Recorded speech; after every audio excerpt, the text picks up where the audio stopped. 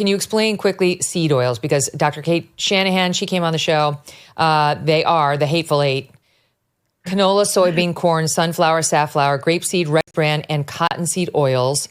Good oils would include avocado, coconut, what else?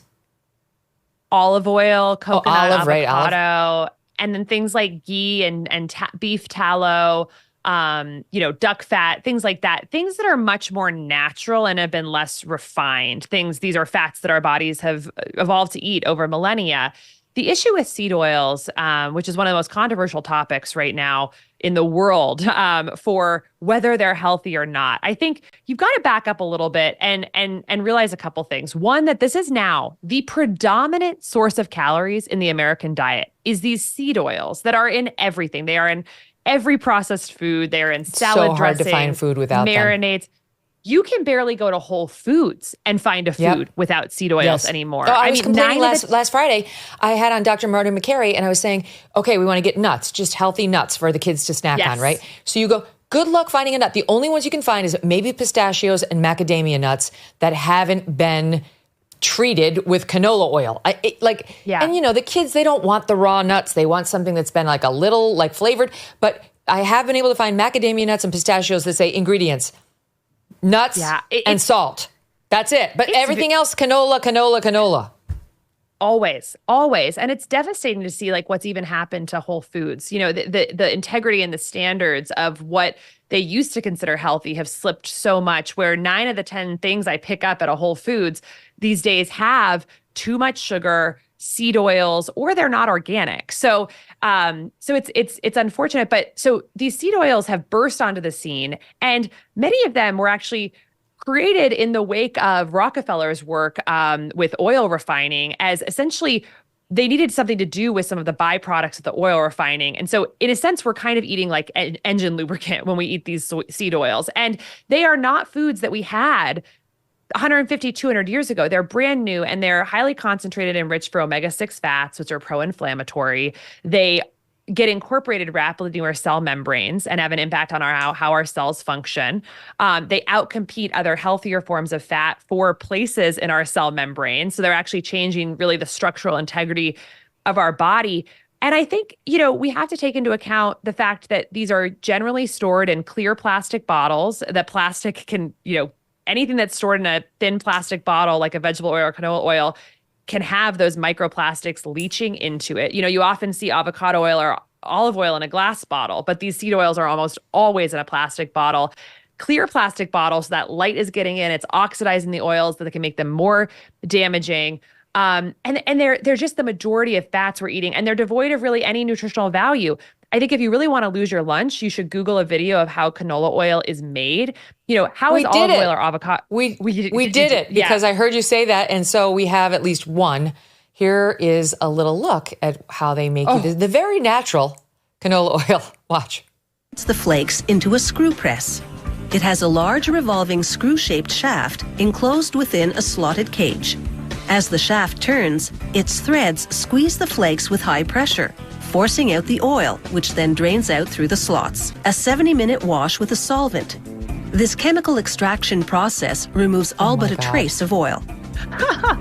So the next step is to cool the oil to 5 degrees Celsius. This thickens those waxes so they can be filtered out. The waxes don't go to waste either. Gross. The factory uses them to produce vegetable shortening. After washing and filtering the oil, they bleach it to lighten the color, then use a steam injection heating process to remove the canola odor. The oil is now fully refined and ready for bottling. For the listening audience, it looks like they put that through a car engine. That's really what it reminded me of. Putting it through a car engine and then feeding it to you. I don't want that in my body. And then on top of that, you do have to think about the bigger picture environmental impact, because these are, again, taxpayer-funded commodity crops that are covered in glyphosate and pesticides, which are hormone disruptors.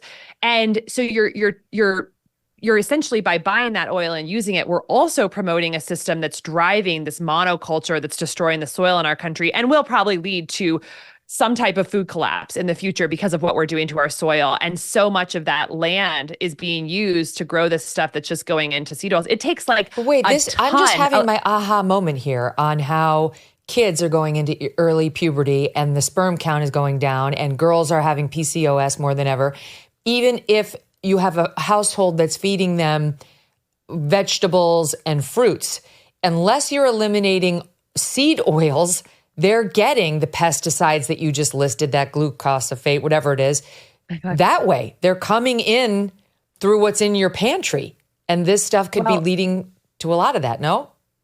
There's three things that we really need to be thinking about when we're talking about hormone disruption that is rampant right now. Like you said, I mean, a devastating statistic is that early onset puberty is now becoming like epidemic in our country. American girls are starting puberty years earlier than any other continent in the world.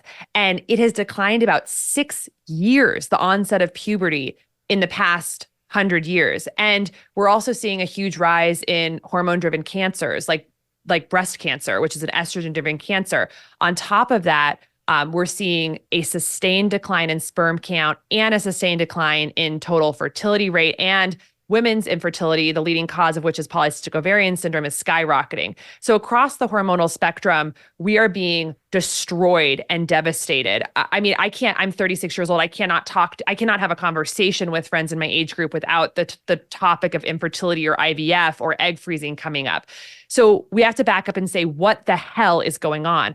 Two of the big factors I think we need to be investigating are both pesticides and plastics. So, plastic is everywhere. Plastic is ubiquitous. It's literally in every single thing. Our sheets are made of polyester. Our clothes are made of polyester. Every bottle in our home is made of plastic. All our food containers are plastic. Plastics are now in our air, nanoparticularized plastics in our air. It's in our water supply. It's on our food. It's in our homes. We're covered in it. And plastics and pesticides can disrupt estrogen receptor signaling, act as xenoestrogens, which essentially create a proestrogenic environment in our bodies. And other pesticides like atrazine, which is illegal overseas, but which we use about 70 million pounds of in our country each year, can actually convert testosterone to estrogen. And so, just as a real wake-up call to people, we talk about, does organic matter? It's like these chemicals that are invisible and are on our food can convert testosterone to estrogen. So why would we not be worried about that when all of these hormone-related issues are skyrocketing in our culture? So one of the easiest things that I think we can do to clean things up is to just, we got to filter our water. We should avoid pesticides on our foods, and we should really try and minimize the amount of plastic that's in our homes and on our foods and things like that. Hungry Root is one very easy way to eat healthy.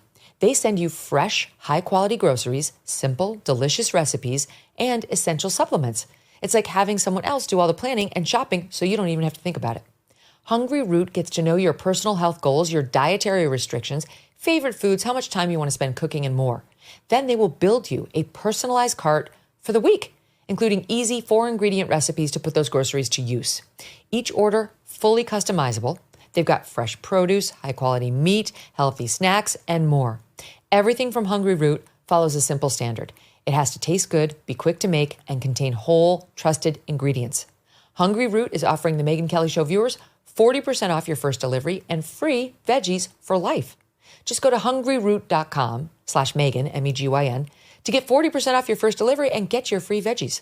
hungryroot.com/Megyn. Don't forget to use our link so they know we sent you. Thanks so much for watching. If you like what you just saw, hit the subscribe button for more clips and full episodes.